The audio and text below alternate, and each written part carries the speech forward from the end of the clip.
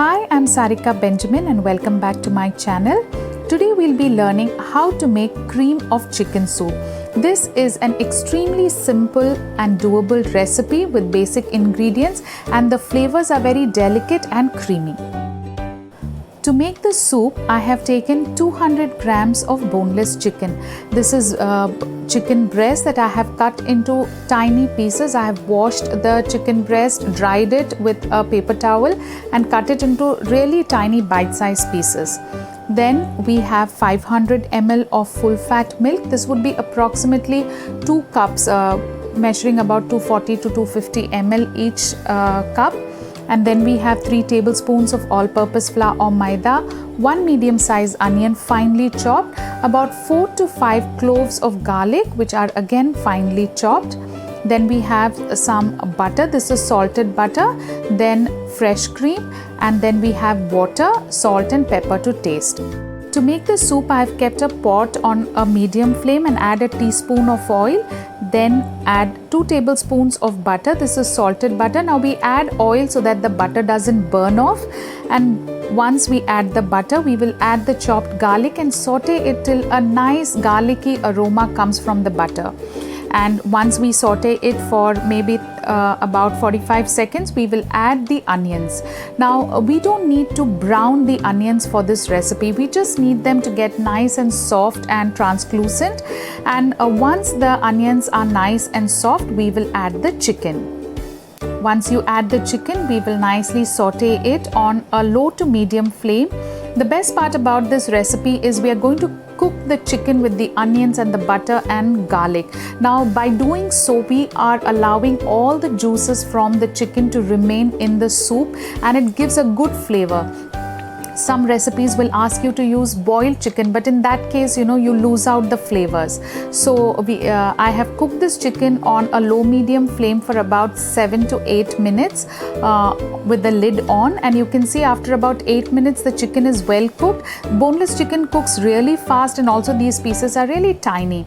And the excess water we will dry it off, and once the water dries, I'm adding 3 tablespoons of all-purpose flour that we had set apart.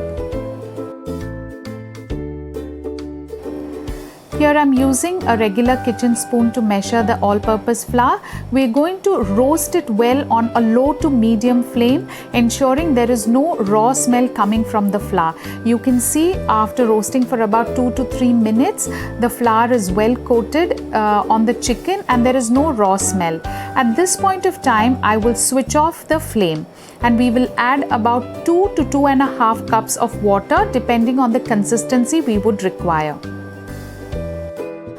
Once we add the water, we will mix the flour and water well.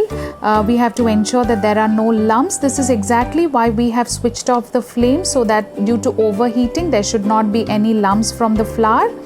Once well mixed, add the milk and you can switch on the flame at this point of time. On a low to medium flame, we need to constantly stir the soup, keeping in mind that the flour is cooking and sometimes it can form lumps. So we need to constantly keep stirring it. Now within 5 minutes, you will see that the soup starts thickening. At this point, we will add pepper and salt to taste. Now the butter that I used was salted, so there is already some salt content in it. So you can adjust the salt according to your taste. If you are using unsalted butter, then you will have to use salt accordingly. Once all of this is mixed, keep stirring it constantly, keep the flame on low, and we will add the fresh cream.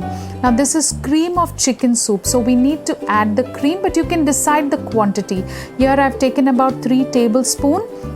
But you can decide more or less as you prefer, and as you keep stirring it constantly, you will see that it starts to thicken.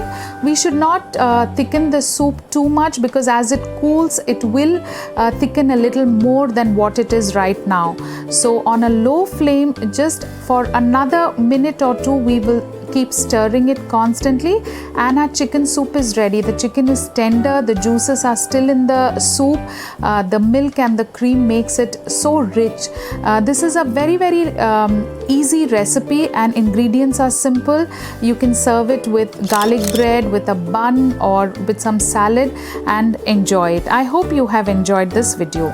Do like, share and subscribe, and leave your feedback in the comment section.